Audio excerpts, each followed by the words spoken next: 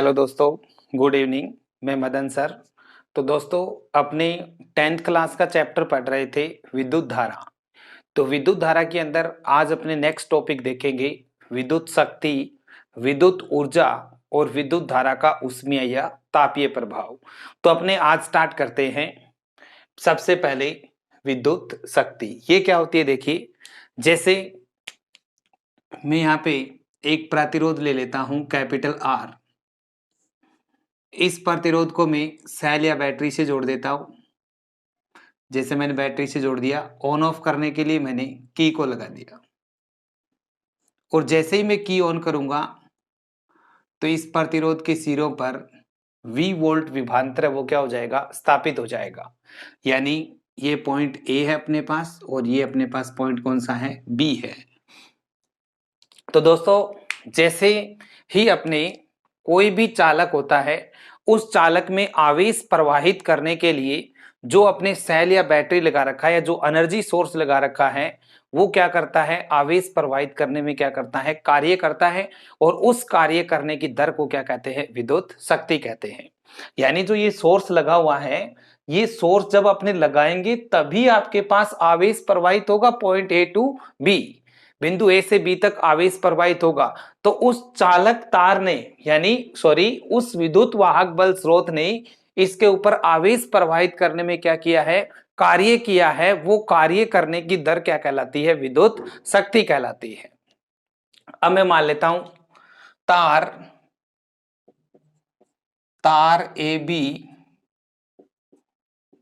के सिरों पर V विभांतर स्थापित हो जाता है। तो अपने V विभांतर स्थापित हो जाता है तो अपने निकालेंगे आवेश Q को प्रवाहित करने में किया गया कार्य। यानी जो अपने पास है Q आवेश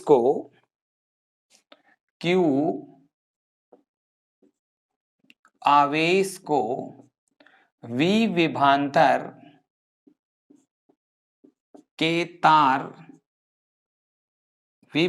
के तार पर एक बिंदु से दूसरे यानी ए टू बी, एक बिंदु से दूसरे बिंदु तक ले जाने में किया गया कार्य होता है W equal to V Q, क्योंकि अपने V इक्वल टू क्या होता है, W बाई क्यू, जो अपने पीछे की क्लासों में पढ़ लिया है स्टार्टिंग फर्स्ट लेक्चर के अंदर। अब ये कार्य निकाल दिया वी क्यू। अब आप शक्ति की परिभाषा लगा दो,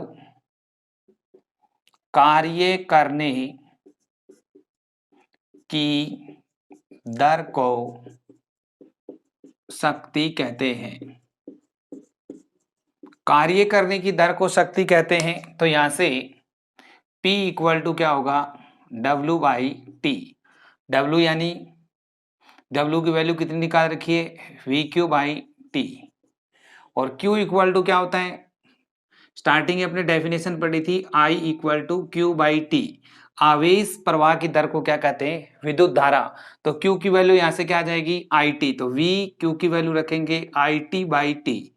तो T से T कैंसिल आउट होगा तो P इक्वल टू क्या हो जाएगा, VI।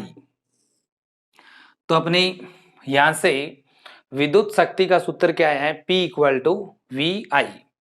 अगर मैं इसके मात्रक की बात करता हूं यहाँ पे कि इसका मात्रक क्या होगा, तो जब अपने इसका मात्रक निकालें, विभव का मात्रक क्या होता है, वोल्ट। धारा का मात्रक क्या होता है, एम्पियर। वोल्ट इंटू एम्पियर को अपने बोलते हैं वाट।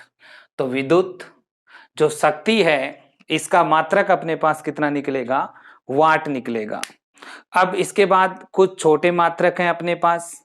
छोटे मात्रक निकालने के लिए अपने क्या कर सकते हैं, जैसे अपने पास इसमें लेते हैं 1 मिली वोल्ट, 1 मिली वाट, 10 की पावर -3 वाट, 1 किलो वाट, 10⁻³1 मेगावाट 10⁻⁶ ये अपने पास कुछ अन्य मात्रक और निकाल देंगे कन्वर्जन करने के लिए। तो यहां से volt into ampere equal to watt, या आपने यहां से क्या लिख सकते हैं, जूल, कार्य की यूनिट क्या होती है, जूल पर क्या हो जाएगा, सेकेंड पर। तो एसआई के अंदर अपने इसमें क्या लिखेंगे, वाट लिखेंगे। अब अपने यहां से जो इसकी व्यावसायिक इकाई है, व्यावसायिक इकाई ये होती है अपने पास horse power. Horse power mean असौ शक्ति। और एक जो असौ शक्ति होती है, यानी एक जो हॉर्स पावर होता है वो 746 वाट के क्या होता है, इक्वल होता है। यानी 1 हॉर्स पावर इक्वल टू 4746 वाट। अब अपने इसकी परिभाषा लिखें 1 वाट की। अगर मैं यहां से 1 वाट की बात करूं तो अगर V मान लेता हूं मैं 1 वोल्ट और I को भी मान लेता हूं 1 एम्पियर, तो P इक्वल टू फॉर्मूला क्या था, VI, तो P इक्वल टू क्या हो जाएगा, 1 वाट। यदि तार के सिरों पर विभवांतर कितना लगाएं, 1 वोल्ट का, जिससे तार में धारा कितनी प्रवाहित हो, 1 एम्पियर की प्रवाहित हो, तो आपके पास विद्युत शक्ति कितनी होगी, 1 वाट होगी। यानी 1 वोल्ट विभवांतर द्वारा 1 एम्पियर की धारा प्रवाहित करने पर विद्युत शक्ति 1 वाट होगी। 1 वोल्ट विभवांतर द्वारा 1 एम्पियर धारा, 1 वोल्ट विभवांतर द्वारा 1 एम्पियर की धारा प्रवाहित करने पर विद्युत शक्ति अपने पास कितनी आ रही है, 1 वाट होगी। अब यहां से कुछ अन्य फॉर्मूले और निकालते हैं अपने। जैसे अपने पास यही फॉर्मूला ले रहा हूं मैं, ओम के नियम से V इक्वल टू अपने यहां से क्या रख सकते हैं, IR। तो V की जगह अगर आप IR रखेंगे तो P equal to I square R, एक फॉर्मूला ये बन जाएगा। अब मैं I की जगह रखता हूं V बाई आर, तो V बाई आर यानी V square R square into क्या होगा, R। एक R से एक R कैंसिल आउट होगा तो V स्क्वायर बाई R। कहने का मतलब पावर के फॉर्मूले अपने पास क्या निकले, VI इक्वल टू, यहां से क्या कह सकते हैं, I square R equal to V square by क्या हो जाएगा, R। तो इस तरह से अपने पास विद्युत शक्ति के ये 3 सूत्र हैं, ये अपने पास क्या होते हैं, प्राप्त होते हैं। यानी कार्य करने की दर को क्या कहते हैं, विद्युत शक्ति कहते हैं। P इक्वल टू क्या होता है, W बाई टी। W की जगह अपने फॉर्मूला रखेंगे VQ, तो VQ अगर W की जगह अगर अपने रखते हैं तो अपने पास P इक्वल टू क्या आ जाएगा, VI। और एक फॉर्मूला ये, सेकंड ये, थर्ड ये, और इसकी यूनिट होती है अपने पास वाट, और ये अपने पास इसके कन्वर्जन है milliwatt equal to 10⁻³ watt, 1 kilowatt equal to 10⁻³ watt, और 1 मेगावाट इक्वल टू 10⁻⁶ वाट। और इसकी जो व्यावसायिक यूनिट होती है वो अपने पास होती है हॉर्स पावर, और जो 1 हॉर्स पावर होते हैं आपके पास वो 746 वाट के क्या होते हैं, इक्वल होते हैं। अब अपने पढ़ रहे हैं नेक्स्ट टॉपिक, विद्युत ऊर्जा। पढ़ते हैं विद्युत ऊर्जा।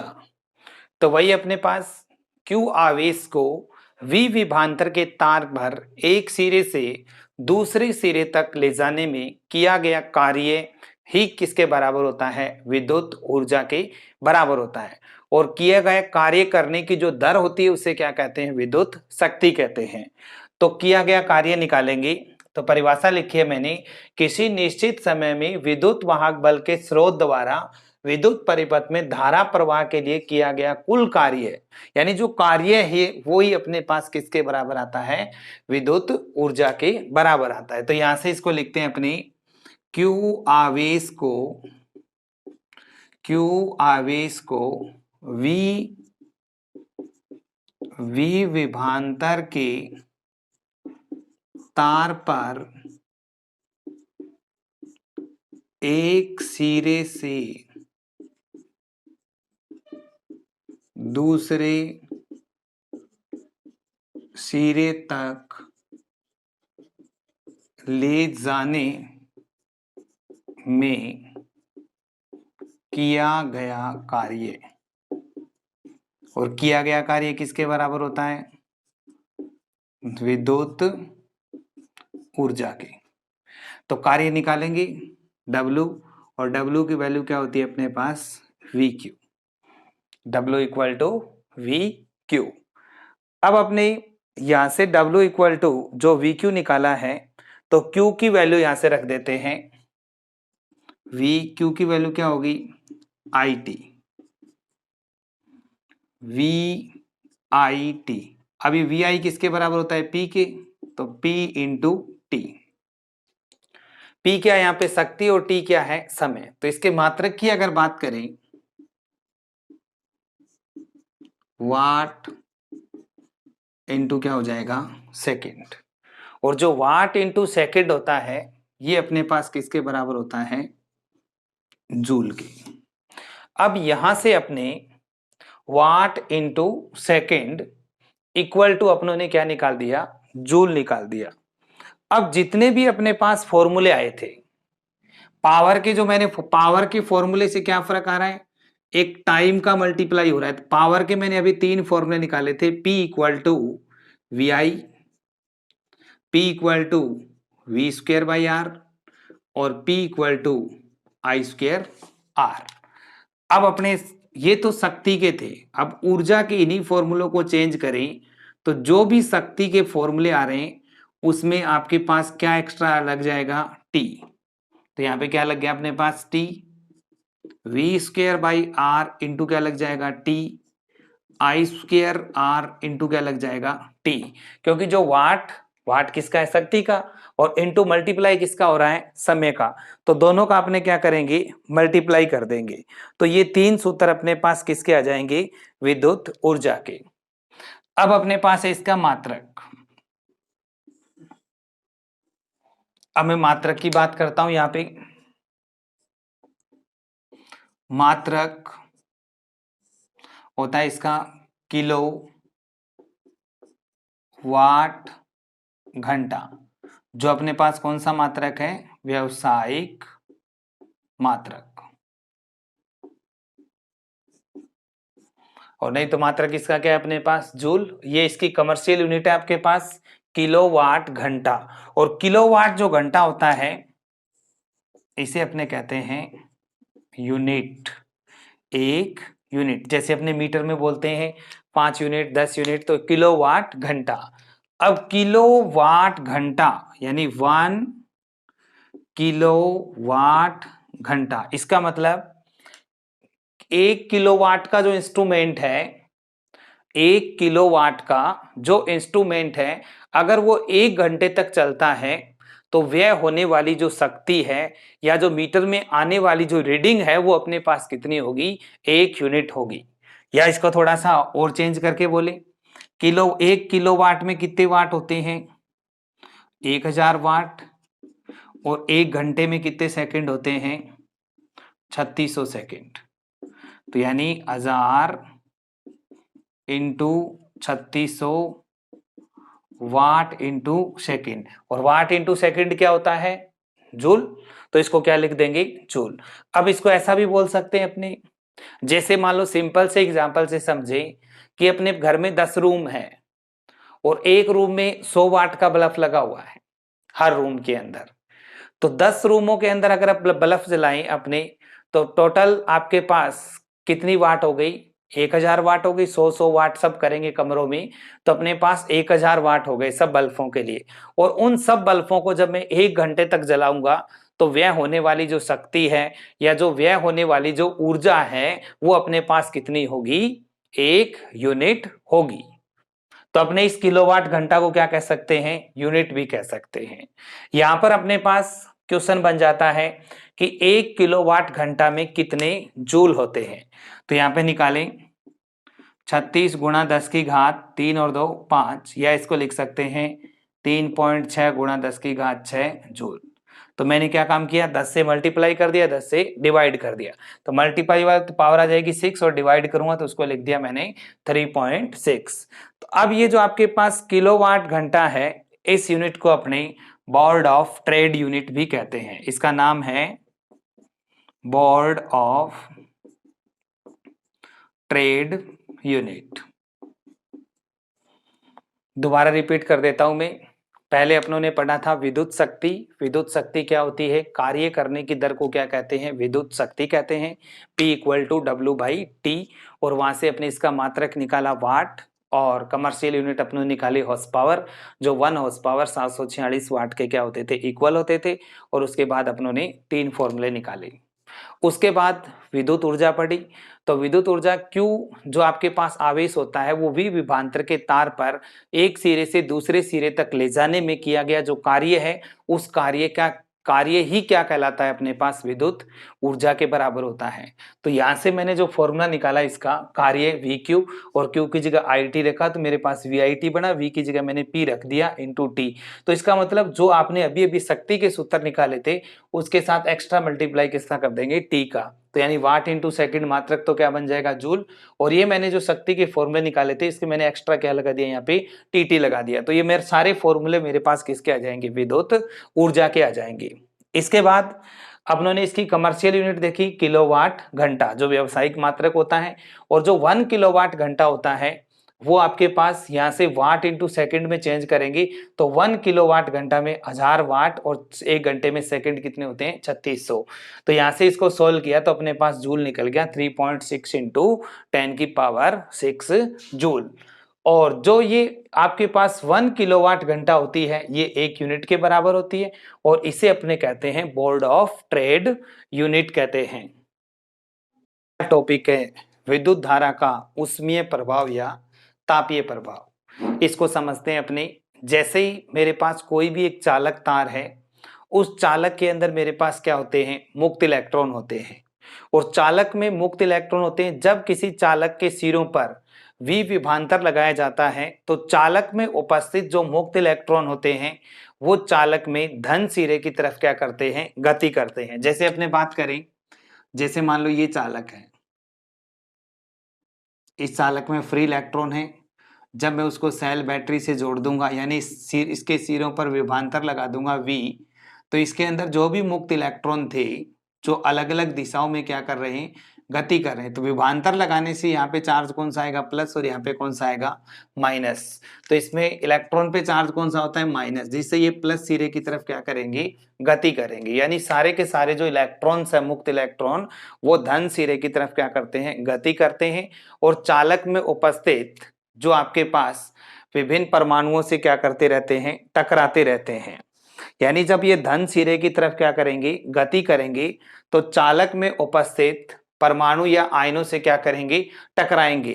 तो जिस टकराने से उनकी गतिज ऊर्जा है वो क्या हो जाती है? कम हो जाती है। और ये जो गतिज ऊर्जा है ये किस में बदल जाती है? ऊष्मा में बदल जाती है, ऊर्जा संरक्षण के नियम के अनुसार, जिससे तार अपना क्या हो जाता है? गर्म हो जाता है। इसे विद्युत धारा का उष्मीय या तापीय प्रभाव कहते हैं। दोबारा रिपीट कर रहा हूं कि एक अपने पास तार है, उस चालक तार के सिरों पर V वोल्ट का विभवांतर लगाते हैं तो चालक में उपस्थित मुक्त इलेक्ट्रॉन चालक के धन सिरे की तरफ क्या करते हैं? गति करते हैं। इस गति के दौरान वो चालक में उपस्थित विभिन्न आयनों से क्या करते हैं? टकराते हैं। टकराने से उसकी गतिज ऊर्जा है वो क्या हो जाती है? कम हो जाती है। और गतिज ऊर्जा जैसे ही कम होगी तो वो ऊर्जा संरक्षण के नियम के अनुसार यह गतिज ऊर्जा ऊष्मा में क्या होती है?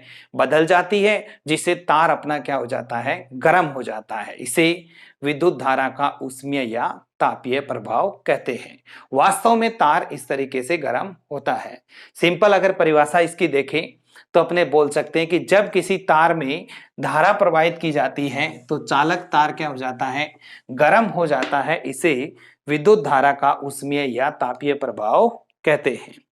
अब इसके लिए डेरिवेशन निकालें तो मैं मान लेता हूं मैंने एक R प्रतिरोध लिया है और इसको सेल बैटरी से जोड़ रखा है। ऑन ऑफ करने के लिए एक की लगा रखी है। जैसे ही की को ऑन करेंगे चालक के सिरों पर V वोल्ट का विभवांतर है वो क्या हो जाता है? स्थापित हो जाता है। तो Q आवेश को बिंदु A से B तक ले जाने में किया गया कार्य। ये निकालेंगे। Q आवेश को बिंदु A से B तक ले जाने में किया गया कार्य W equal to V Q, और W equal to V Q की जगह रख देंगे IT। ये अपनों ने किया गया कार्य निकाल दिया। अगर अपने ये मान लेते हैं कि जो ये किया गया कार्य है ये पूर्ण रूप से किस में बदल जाए, ऊष्मा में बदल जाए। यदि किया गया कार्य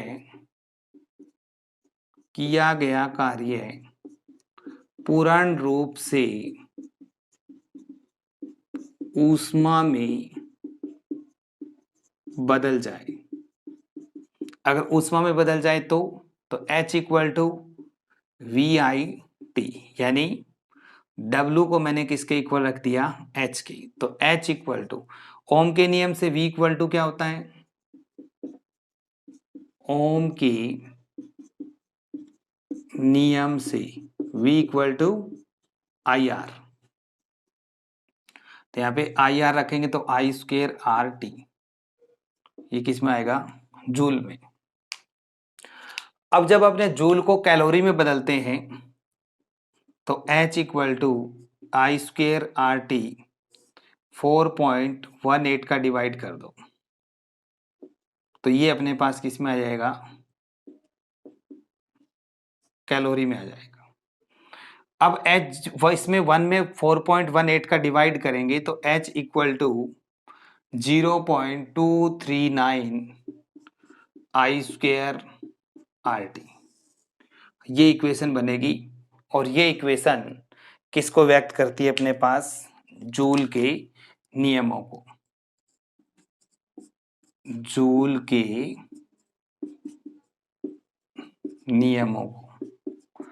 तो दोबारा देखिए कि जब कोई भी चालक होता है उस चालक के सिरों पर V विभवांतर लगाया जाता है तो V विभवांतर लगाने से चालक में उपस्थित जो मुक्त इलेक्ट्रॉन्स हैं वो चालक के धन सिरे की तरफ क्या करते हैं, गति करते हैं। और जैसे ये धन सिरे की तरफ गति करते हैं तो चालक में उपस्थित आयनों से क्या करते हैं, टकराते हैं। टक्कर होने से उसकी गतिज ऊर्जा क्या होती है, कम होती है। और ये गतिज ऊर्जा ऊर्जा संरक्षण के नियम के अनुसार ऊर्जा आपके पास किस में बदल जाती है, ऊष्मा में बदल जाती है, जिसे चालक तार क्या हो जाता है, गर्म हो जाता है। इसे विद्युत धारा का ऊष्मीय या तापीय प्रभाव कहते हैं। तो फिर अपनों ने Q आवेश को V विभवांतर के तार पर बिंदु A से B तक ले जाने में किया गया कार्य निकाला है W इक्वल टू VQ। फिर Q की जगह अपनों ने IT रख दिया तो VIT बन गया अपने पास। और ये किया गया कार्य वो कहता है कि ऊष्मा में बदल जाए संपूर्ण रूप से तो H ऊष्मा W किसके इक्वल आएगा, HVIT। ओम के नियम से V इक्वल टू IR रखेंगे तो I स्क्वेयर RT जूल, और H इक्वल टू जूल को कैलोरी में चेंज करेंगे तो अपने पास आ जाएगा 4.18 या 4.2 से डिवाइड करोगे तो H इक्वल टू 0.239 RT और इनटू में क्या आ जाएगा, कैलोरी। तो ये अपने पास समीकरण आई है, ये जूल के नियमों को व्यक्त करती है। तो जूल के 3 नियम है यहाँ पे, धारा का नियम, प्रतिरोध का नियम और समय का नियम। तो धारा का नियम क्या होता है, H proportional to I square. तार में बहने वाली जो यानी उत्पन्न होने वाली ऊष्मा है वो धारा के वर्ग के क्या होती है, समानुपाती। उत्पन्न होने वाली ऊष्मा तार के प्रतिरोध के क्या होती है, समानुपाती। और उत्पन्न होने वाली जो ऊष्मा है जितने समय तक धारा प्रवाहित होती है उस समय के भी क्या होती है, समानुपाती। तो जूल के ये 3 नियम हैं, H proportional to I square यानी धारा का नियम, H प्रोपोर्शनल टू R यानी प्रतिरोध का नियम, H प्रोपोर्शनल टू T यानी समय का नियम। तो दोस्तों आज अपनों ने 3 टॉपिक पढ़े हैं, विद्युत शक्ति, विद्युत ऊर्जा और आपके पास विद्युत धारा का ऊष्मीय या तापीय प्रभाव। तो आपको अच्छे तरीके से समझ में आ गए होंगे। तो दोस्तों वीडियो को लाइक करें, शेयर करें और कमेंट बॉक्स में मेरे को बताएं। Thank you.